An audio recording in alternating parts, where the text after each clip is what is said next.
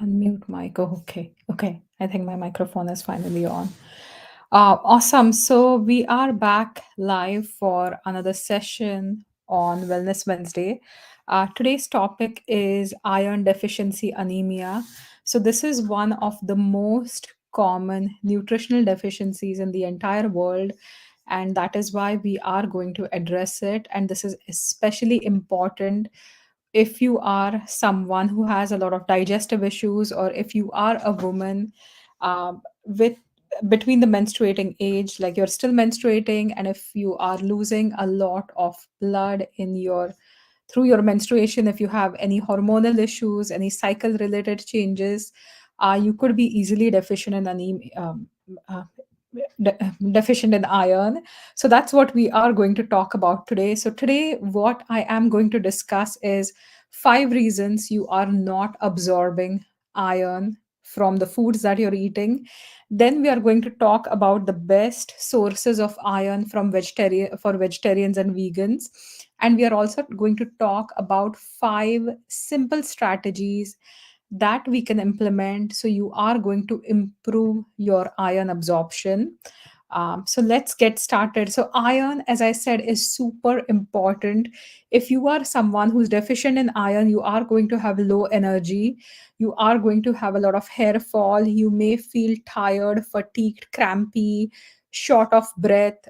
A lot of your body functions are not going to work well, and also your focus, concentration, memory, your cognitive health will be significantly impacted if you are someone who is low in iron. And this is one of the reasons why we talk about iron deficiency. Iron is super important across all ages. So, for children, for their cognitive development, for adults to maintain their health, and especially women, and during pregnancy. So, women, adult male, you require at least 8 milligrams of iron per day. Women who are menstruating will require at least 18 milligrams per day, which is double the dose of the adult male. And for pregnancy, your demands are going to further increase. Now, when we talk about food, a lot of the time I've seen people prioritize calcium through the food. We talk about how to build stronger bones, we talk about how to build um, uh, your bone health, but nobody really talks a lot about building up your iron levels. And often people rely on multivitamins to build up their iron levels. Now, you also have to understand one factor, that if you are having a multivitamin where there is both iron and calcium, they are going to compete for absorption, and due to that calcium you may end up not absorbing a lot of the iron from the pill, and that is why it becomes super important to source your iron through the diet. In your digestive tract, um, uh, iron is absorbed mainly through the first and the second part of the intestine, small intestine, and you require stomach acid to be able to extract the iron from the food. And this is why it's extremely important for people to have a good, strong digestive system. If you are not having a good stomach acid, good levels of stomach acid, chances are you're not breaking the iron down. So, this is the first topic. We are talking about 5 reasons you are not absorbing iron from foods. Number one reason why you are not absorbing iron from the food that you're eating is because you don't have enough stomach acid. So, people who are low in stomach acid, if you have hypochlorhydria, where your stomach is not secreting enough acid, or if you are taking PPIs, which are proton pump inhibitors, which are certain medications that are going to stop your stomach from secreting stomach acid. In such a condition, you are not going to be able to absorb any of the dietary iron. The second reason, as I said, the calcium supplements. If you're taking a multivitamin which contains calcium, or if you're taking calcium supplements or even calcium rich foods, if you're having milk or spinach with a lot of cheese, which has calcium, you're not going to absorb the iron from the spinach. The third is coffee. And in the Indian culture, I've seen a few of my friends have, iron rich foods with their morning tea. But the tannins that are found in your tea, um, different kinds of polyphenols found in coffee as well as different vegetables too, you are not going to absorb the iron. Phytates are found in a lot of whole grains, legumes, nuts. So even though the grain may contain iron, if the grain has not been processed in a proper way, and by processing I don't mean chemical processing, I mean that it has to germinate, right? For the phytic acid count to lower. So whether you're eating millets, whether you're eating grains for iron content, you want to make sure that they are germinated. And also in the Indian culture, you'll see a lot of fermented recipes like dosas. You're taking different kinds of millets, you're taking different kinds of lentils, you're letting them sit overnight, you're fermenting them, and that fermentation usually will increase the bioavailability of the iron. If you are not germinating, if you are not fermenting, you may not be absorbing iron from the food. And the fifth one is for people who have issues in the intestine, like different kinds of issues which impact your duodenum. So if you are someone who has, Crohn's disease, if you have topical sprue, if you have duodenal issues like ulcers in the duodenum or even duodenal cancer or different kinds of condition, you are not going to absorb iron, because iron absorption will occur mainly in the duodenum. So that is the first part of the talk today. So make sure that if you are trying to get iron from the food, make sure that your absorption is going to be there, and make sure you're avoiding all these factors. Do not mix your calcium rich foods with iron rich foods. You are not going to absorb the iron from there. So this is super important to understand, right? So, what are the absolute best sources of iron for vegetarians and vegans? Now, when we talk about iron, there is the heme iron and there is the non heme iron. Heme iron is the best bioavailable, which is found in a lot of animal meats that you can have. Um, it is not deactivated by phytic acid. Certain foods are like phytic acid is not going to have an effect on heme iron because phytates are not naturally present there. If you are having plant-based irons, whether you're having spinach or kale, Swiss chard, if you pair it with foods that contain a lot of phytates, which have not been soaked, which have not been sprouted, which have not been germinated, then you are not going to absorb the iron from the food. So that is where it is super important to get non-heme sources of iron, especially for vegetarians and vegans in the absorbable form. Now, one of the best sources of a vegan iron is blackstrap molasses. Blackstrap molasses is the best source of non-heme iron. 2 tablespoons of blackstrap molasses will contain about 7.2 milligrams of iron. Not only iron, it is also rich in various other minerals like zinc, phosphorus, etc. So, if you are making soups or cooking something that has a very earthy texture, or a earthy taste, an example is if you're cooking broths with mushroom, or if you're cooking um, quinoa, red quinoa, which has an earthy taste, adding 1 to 2 tablespoons of blackstrap molasses in the pot is going to give you good amounts of iron. So it is super important. Second thing is lentils. So lentils come in different varieties, whether you're going for brown, green, or red lentils. They will have a ton of iron, about 6.6 milligrams of iron per 100 grams. Again, lentils have to be soaked, have to be sprouted for having um, for you being able to utilize the iron. The third source for vegans, vegetarians is tofu and tempeh. All beans have differing amounts of irons. tofu, soybeans are super rich in iron. So 6.6 milligrams of iron per half cup is what's in tofu. And tempeh would have about 4.5 milligrams of iron. Now, again, tofu is also a calcium rich food. So, though it contains a lot of iron, you may not absorb a lot of iron from tofu itself. Leafy greens, we are looking at spinach, which is very common. It has about 6.4 milligrams of iron per 1 cup.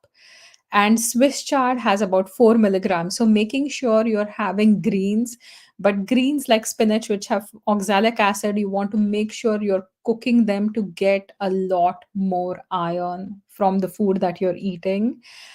Beans, as I mentioned before, soybean is a bean, chickpeas, kidney beans, lima beans have good amounts of iron, vegan iron that your body can utilize. And the sixth one, which is a bonus, are millets. So, millets are not as common in Canada or US. They're pretty common in um, the South Asian culture, where millets are used as a staple. Millets are high in iron, especially if you are looking at pearl millet or bajra. So, pearl millet, bajra, 100 grams can give you about 11 milligrams of iron. Sorghum or jawar can give you about 5. Barnyard millet can give you about 8 milligrams, and foxtail millet or ragi can give you about 4 milligrams. The beauty of millets is that they have a lower glycemic index, and they are also very good sources of protein. So, if you are someone who's looking to up your nutrition, if you are someone who's looking to build your strength, include millets, soak them, let them sprout a little bit, and then you can cook them. You can blend them, make pancakes out of it, or dosas. You can let them ferment, making dosas. You could use flours of these millets as well, or you could just use those, cook those, similar to how you would cook quinoa. And make sure whenever eating millets, you're adding some ghee, which is an amazing fat, and that's going to balance the vata aggravating effect of the millets. But millets are super important if you are someone who is struggling with getting enough protein as well as getting enough iron, especially if you are a vegetarian or a vegan. Now, if you are watching this live, let me know if you have tried millets in your diet before, and what is your favorite millet. Interestingly, just last night as I was cooking my dinner, I made some pearl millet. I had pearl millet flour. You can get it in any of the grocery stores, Indian grocery store as well. So I made some rotis out of pearl millet. We call them bhakris in my language, in Marathi. So I made like a really good bajra bhakri, and I made sure I added a lot of ghee. I know it's slightly warm outside, so may not be the best season for bajra, but I was really craving some. Jowar is another millet which is fantastic, especially in this season where it's getting too warm, and also has a good protein content. Ragi is foxtail millet. Again, you can get the flour or you can get the grains, and that is another fantastic way to boost your iron levels.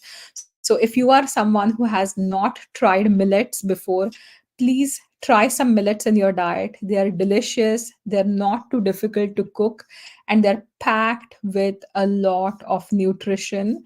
So, ensuring that you get your protein, your iron through the diet, because that is the time where your body is going to be able to absorb a lot of the millets, a lot of the iron that your body requires, right? If you source it through supplements, there are various kind of iron supplements.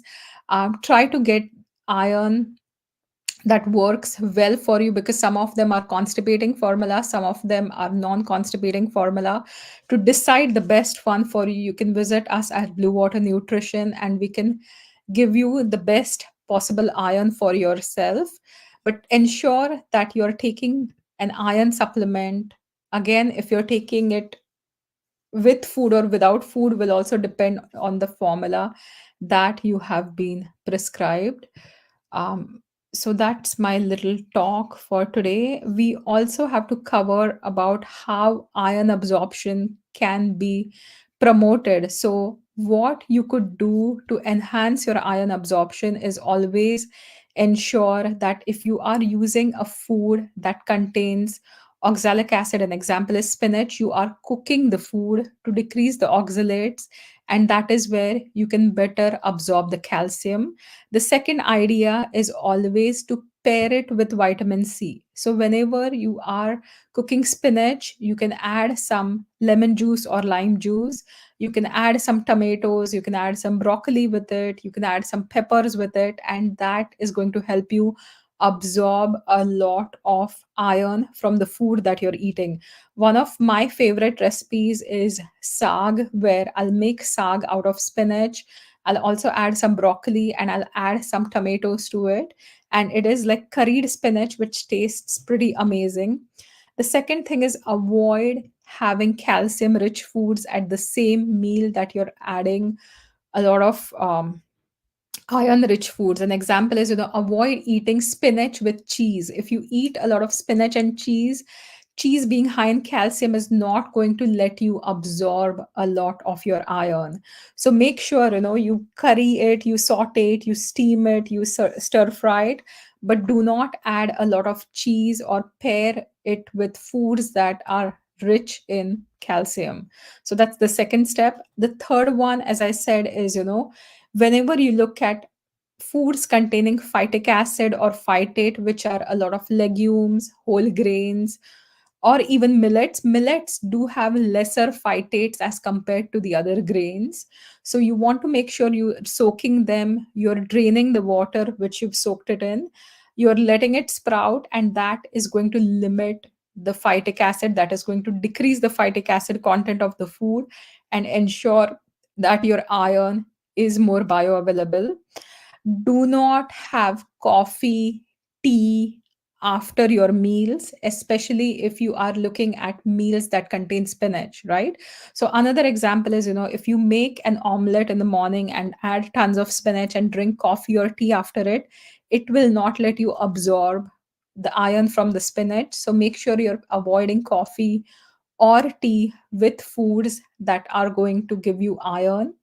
And cooking with cast iron cookware, so certain foods like that contain tomatoes, if you use cast iron pots and pans to cook your food, the iron from the sauce, like from the cast iron pan, is going to be utilized because of anything acidic like tomatoes, or even adding a little lemon or lime juice. You're going to be able to extract that cast iron pan iron and utilize it into the food as well, which will give you a lot more of the dietary iron. So, this is another simple strategy that you can try to increase your iron content in the food. So, that's the talk for the day. If you have any questions about iron, or why you're not absorbing iron from the food, you can ask me questions in the comments. If you need to book one-on-one appointment, sometimes even if you're taking the supplements, even if you're eating the right way, if you have a lot of inflammation in your digestive tract, you are going to be unable to extract the iron from the food. Unless your digestive system is working, you are not going to have good amounts of extraction methods in the body. Like your acid is not going to work well. So, no matter how much iron you eat, no matter how many supplements you take, we often see women where they're not able to extract the nutrients from the food or even from the supplements. So, that is when gut health becomes a priority. So, if you are someone who's exhausted, who's tired, who's losing a lot of hair, who's gaining weight, who's feeling grumpy, irritated, overwhelmed, no matter what, you can now book your free 15-minute consultation with me by clicking the link in this chat, or you can just message me one on one and we can have a free 15-minute consultation to help you get your health back on track. So feel free to take advantage of this and book your 15-minute free call, and we can get you in the best shape for this year. Thanks for watching. Have a fantastic day.